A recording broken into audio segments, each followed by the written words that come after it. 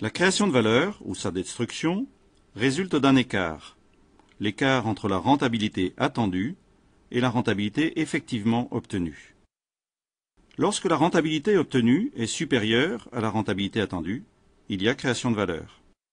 Lorsque la performance attendue n'est pas obtenue, il y a destruction de valeur. L'entreprise crée de la valeur lorsque sa rentabilité est supérieure au coût des ressources qu'elle mobilise. Nous allons définir précisément de quelle rentabilité nous parlons, mais sachez d'ores et déjà que la rentabilité attendue par les apporteurs de capitaux s'appelle le coût moyen pondéré des ressources. Nous le définirons lui aussi précisément plus tard. Au cours de ce module, nous allons successivement traiter les points suivants. En premier lieu, nous définirons la rentabilité obtenue et nous verrons quels sont les leviers qui influent sur cette rentabilité. Ensuite, nous définirons la rentabilité attendue, aussi appelée coût moyen pondéré des ressources, et nous illustrerons l'impact de la politique financière de l'entreprise sur ce CMPR. Le troisième chapitre montrera le lien entre la création de valeur et la valeur de l'entreprise, et répondra dans une large mesure à la question posée il y a quelques instants.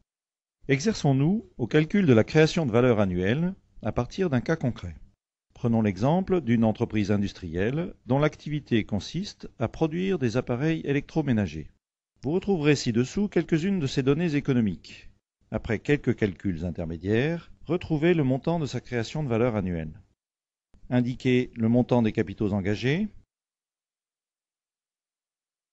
Indiquez le montant d'une OPAT. Quel est le coût des ressources mobilisées? Calculez enfin la CVA. Erreur, le montant de la CVA se calcule en déduisant d'une OPAT le coût des ressources mobilisées. Dans ce cas, la CVA s'élève à 230,4.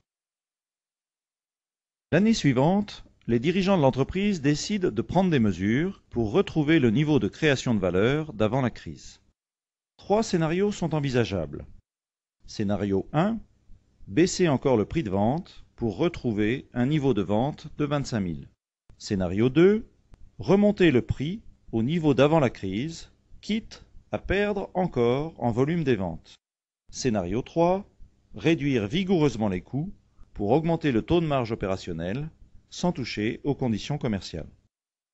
Sur les écrans suivants, vous allez tester ces différents scénarios pour ne retenir que le meilleur d'entre eux.